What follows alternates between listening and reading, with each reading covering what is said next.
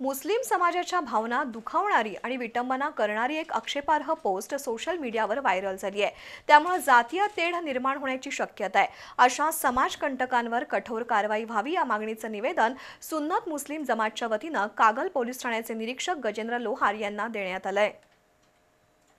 कागल तालुक्यातील एका नागरिकानं आपल्या फेसबुक पेजवर मुस्लिम समाजाची भावना दुखावणारी आणि विटंबना करणारी आक्षेपार्ह पोस्ट 2 दिवसांपूर्वी व्हायरल केली।